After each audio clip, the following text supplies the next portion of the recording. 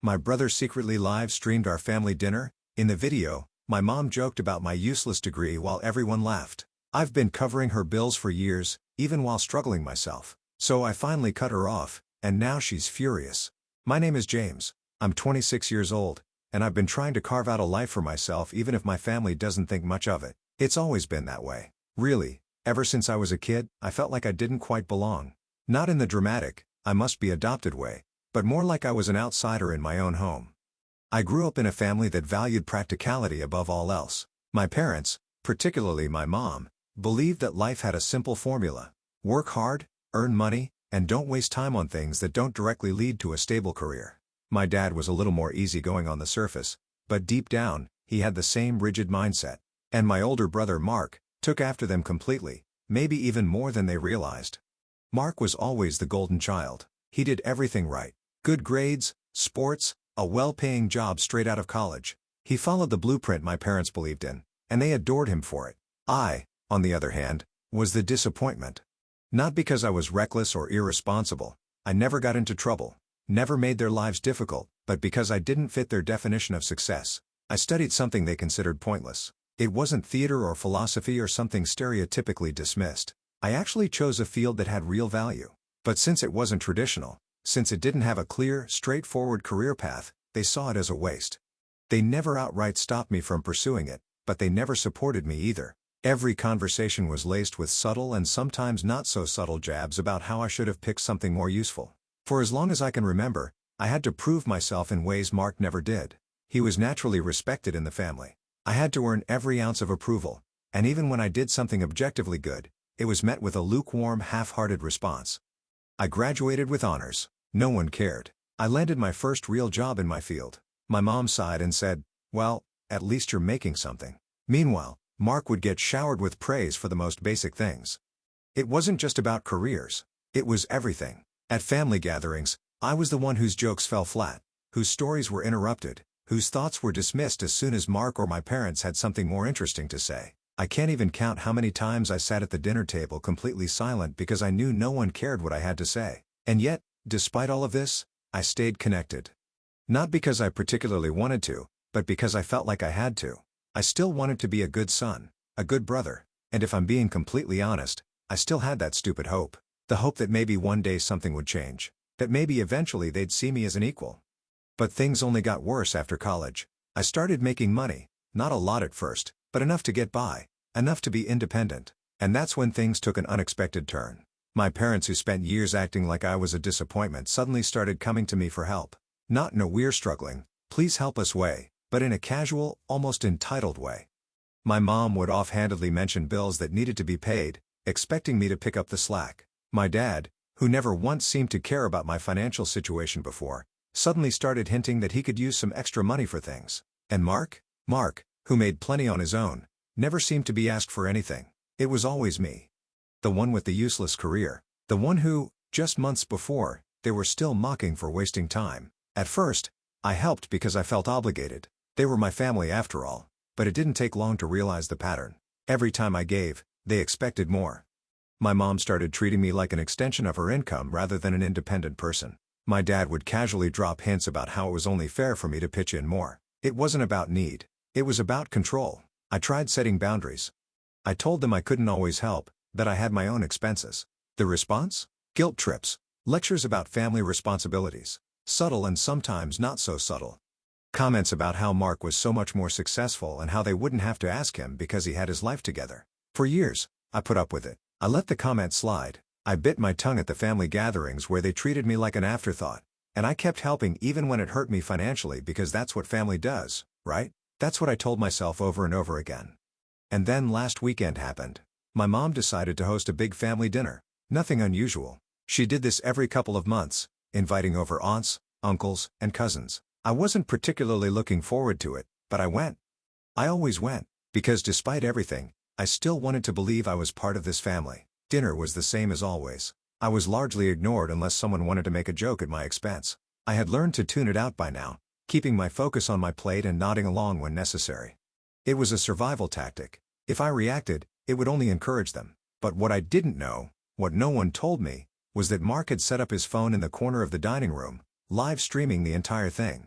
I didn't find out until the next day. I was scrolling through my phone when I saw a notification someone had tagged me in a post. Confused, I clicked on it, and that's when I saw it. A video. The entire family dinner streamed for the world to see. At first, I thought it was just some harmless family content. Maybe a funny moment, maybe a random conversation, but then I started watching. And within the first few minutes, I felt my stomach drop because there it was. My mom, laughing as she called my degree completely useless. My dad chiming in, saying he still couldn't believe I was making a living off of it. Mark cracking jokes about how I'd probably end up crawling back to them one day, asking for real money. And the worst part, everyone was laughing. Everyone. Not one person defended me. Not one person even hesitated. It wasn't just a couple of casual remarks. It was a full-blown roast session all at my expense. And I just sat there watching, listening to them mock me behind my back. I had put up with a lot over the years, but this was different. This was the moment something inside me finally snapped. I stared at the screen, my breath coming in short, uneven bursts. The laughter rang in my ears.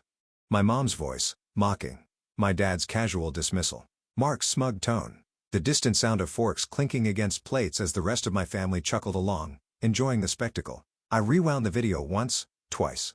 Maybe I had misheard. Maybe I was overreacting. Maybe. No. Every word was exactly what I thought it was. They weren't joking in the way families sometimes playfully tease each other. This wasn't lighthearted. This wasn't innocent. It was cruel. It was deliberate. And worst of all, it wasn't just one moment in the video. I skipped around scrubbing through the footage, hoping to find a single moment where someone, anyone stood up for me. A cousin, an aunt, an uncle, someone to say, "Hey, that's not fair." But all I found was more the same. More jokes at my expense, more smirking, more laughter. At one point, my dad even made an offhand comment about how it was a good thing I was helping out financially because at least that made me somewhat useful. And my mom, in between bites of food, actually said, if he was smart, he'd have studied something worthwhile in the first place. And then Mark, ever the perfect son, leaned back in his chair and muttered, "Yeah, but it's fine. He'll realize eventually. He can't play pretend forever." I couldn't even blink. Pretend? Pretend? I had been working tirelessly to make my career work. Struggling through setbacks, pushing through rejections, working long hours to build something of my own. And the whole time, they saw it as nothing more than me playing pretend. Something inside me burned.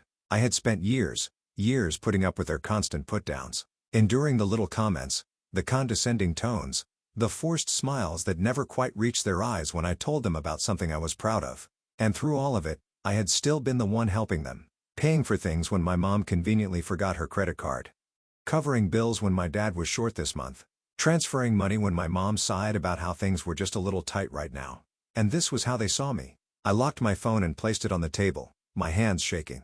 For a long time, I just sat there thinking, processing. And then, slowly, a thought started forming in my mind. I had always been the one to keep the peace, to let things slide, to swallow my pride and do what needed to be done because they're family. But maybe it was time to stop. I reached for my phone again, unlocking it with a swipe of my thumb. I scrolled through my recent transactions, my fingers tightening around the device as I looked at all the payments I had made in just the last few months. Rent money, grocery money, utility bills, little things here and there that weren't a big deal, but added up to thousands of dollars over time. Thousands. And not a single word of appreciation, not a single ounce of respect. I exhaled sharply, my mind racing. They expected me to keep playing my role, to keep nodding and smiling and handing over my hard-earned money while they mocked me behind my back. But they were about to learn something. I wasn't playing pretend, and I wasn't their safety net anymore. I took a deep breath, my thumb hovering over my mom's contact. Calling her first made the most sense. She was the one who always asked for money, the one who guilt-tripped me into giving more than I could afford, and I knew her well enough to predict how this would go. First, feigned innocence, then defensiveness, then a full-blown guilt trip about how I was overreacting and taking things too seriously. But this time, I wasn't going to let her manipulate me. I tapped the call button. It rang once, twice, then she picked up. "James, what's wrong?" Straight to the point. No, hello.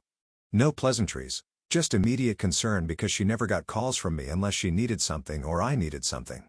And since she hadn't asked for money in the last week, she probably assumed I was calling about a favor. I didn't waste time. I saw the video. There was a pause, a hesitation, a barely perceptible shift in her breathing. Then, in a carefully neutral tone, she asked, "What video?" I clenched my jaw. The one Mark posted, the live stream of family dinner. Silence. Then, a little laugh. Forced, uneasy. Oh, that. Come on, James. It wasn't a big deal. Not a big deal. I leaned back in my chair, staring at the ceiling. So you knew about it? She exhaled, irritated now. Of course I knew. Mark was just having a little fun. He does those streams all the time, you know. His friends love them. I'm sure they do, I said flatly. Especially when the whole family spends the night making fun of me. Oh, James, she sighed, her voice taking on that patronizing tone that made my skin crawl. You're being dramatic. Nobody was making fun of you. I let out a short, humorless laugh.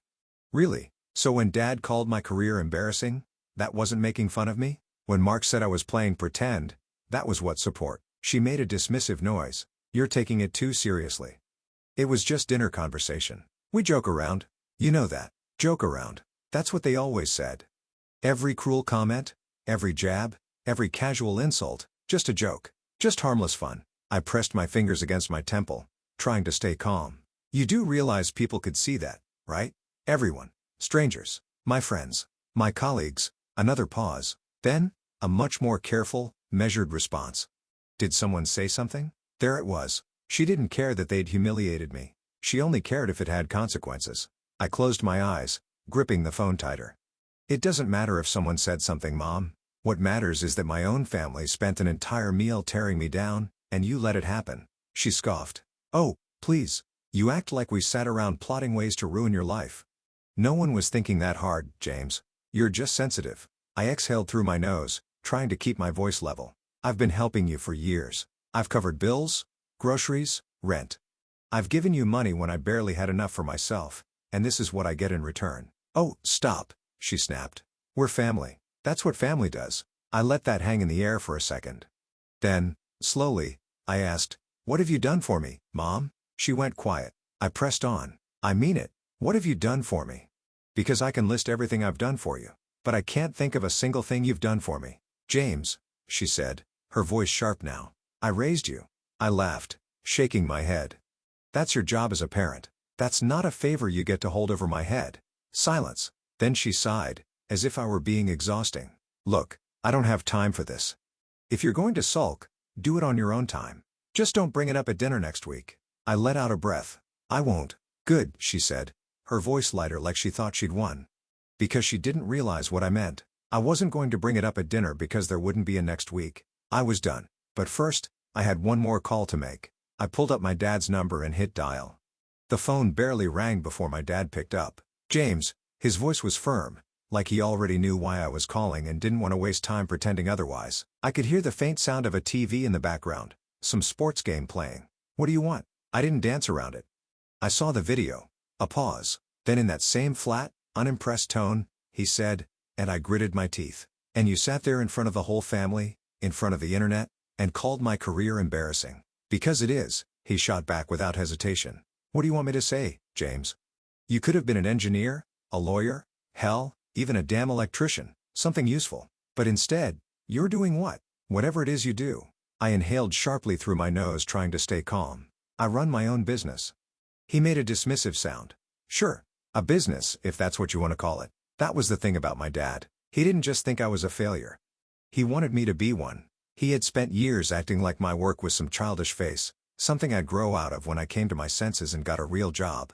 He ignored every success I had, brushed off every milestone like it was a fluke, a lucky break that wouldn't last. And yet, despite thinking I was so pathetic, he never had a problem taking my money. I tightened my grip on the phone.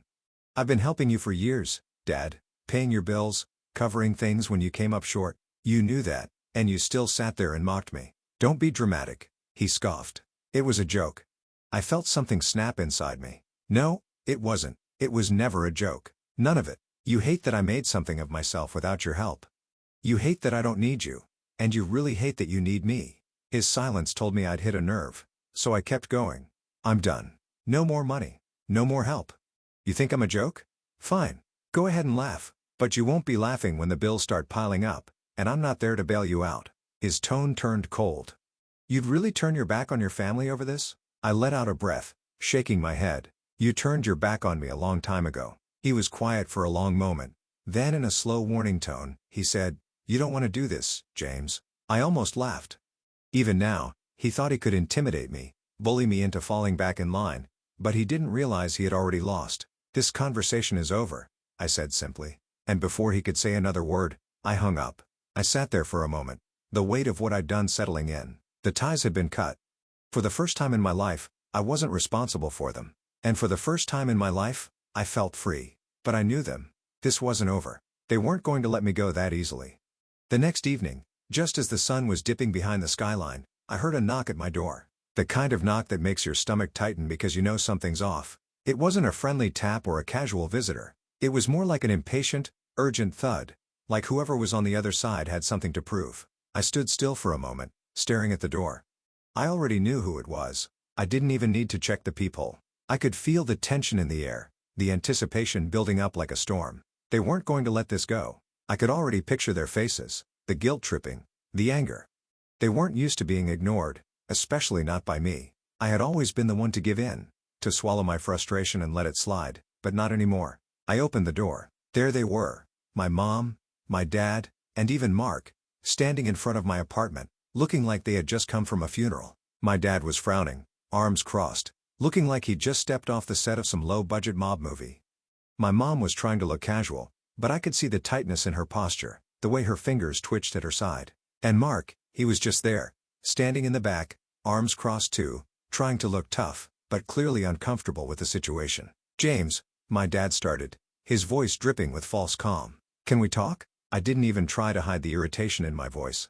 "What do you want?" Mom stepped forward, her expression softer than my dad's. "We came here because we need to clear things up. This has gone too far." I raised an eyebrow. "Really? You want to clear things up after that video? After years of pretending like you don't rely on me, that I'm some kind of embarrassment to you?" "We didn't mean it like that," she said, holding up her hands, her voice all saccharine sweetness. "It was just a joke, honey. You're taking this way too seriously. You're overreacting." I clenched my fists at my sides. "Overreacting? No. I'm done. For years, I've been paying for your bills, making sure you're comfortable, and you're still mocking me, mocking my career, my life. And when I finally stand up for myself, you come knocking at my door like nothing happened." My dad cut in, his voice growing louder now with a touch of that familiar venom. "You're acting like we're the problem here. Maybe you're the one who's got it all wrong. Maybe it's you who needs to grow up and stop being so sensitive about everything." I could feel my heart rate pick up. "You really don't get it, do you? For once in my life, I'm not going to let you walk all over me. I've been carrying you, and I'm done." Mark, who had stayed mostly silent up until now, chimed in, his tone snide and mocking. "Oh, come on, James. Are you really going to act like you're some kind of hero? You're just trying to play the victim because we're calling you out." My blood boiled. The last few years, I've been the one saving their asses, working myself into the ground while they lived comfortably off my back. And now Mark, who barely even had a job, was lecturing me. "Don't talk to me, Mark," I snapped, stepping forward, the heat of anger rising in my chest. "You don't have the right to say a damn thing. You've been riding on my coattails since the day you turned 18, and now you've got the nerve to act like I'm the one in the wrong? You're all just mad because I'm no longer letting you treat me like a personal ATM." My dad's eyes hardened, the anger finally surfacing. "You're crossing a line, James. Do you really think you can just walk away from your family like this? You'll regret it. We've always been there for you, and now you think you can just cut us off." I took a step back, my voice getting louder. "No, you've never been there for me. You've been there to take. That's it. You've never supported me. Not once. Every single thing I've achieved, I've done by myself, and I'm done pretending like I owe you anything for it. You don't get to humiliate me and then act like the victim when I finally stand up for myself." Mark started to speak again, but my dad held up a hand to silence him. He was glaring at me now, his eyes full of anger and something else I couldn't quite place, something dangerous. "You really think you can just cut us off, James? Fine. Go ahead. But don't think for a second that we won't find a way to make you pay for this." That hit me like a slap to the face. "Make me pay? You really think you have that power over me anymore?" I could feel the tension in the air, thick and suffocating. My mom was looking between us, her hands trembling slightly, but she didn't speak. It was like everyone had just collectively realized that things had gone too far and they didn't know how to pull it back. I didn't wait for them to say anything else. "I'm done. Don't come back here. Don't call me. Don't ask for anything. I'm not your bank anymore, and I'm not your punching bag. Get out of my life." For a moment, no one moved. It was like time itself had frozen, and the only sound was the faint of the refrigerator in the kitchen. Then slowly, My dad shook his head. "You'll regret this, James." But I didn't care anymore. "Goodbye," I said firmly, closing the door in their faces. As soon as the door clicked shut, the silence in my apartment was almost deafening. It felt like a weight had been lifted from my chest, like I could finally breathe without the constant pressure of their expectations and manipulations hanging over me. For the first time in years, I felt like I was in control of my own life. Since that night, I haven't heard from any of them. I blocked their numbers, deleted their emails, and made it clear to a few mutual acquaintances that I wanted nothing to do with them. But I know they're still out there plotting something, waiting for me to crack and reach out. Maybe they'll come knocking again. Maybe not. I've been working even harder now, focusing on my business, which has been growing steadily without all the toxic noise. I don't feel guilty anymore when I look at my bank account or at my achievements. But every now and then, I wonder if I did the right thing. If I'm being too harsh, too unforgiving. Anyway, I've made my peace with it, but I'd love to hear your thoughts. Was I wrong to cut them off completely? Do you think I should have tried to work things out? What would you have done in my shoes?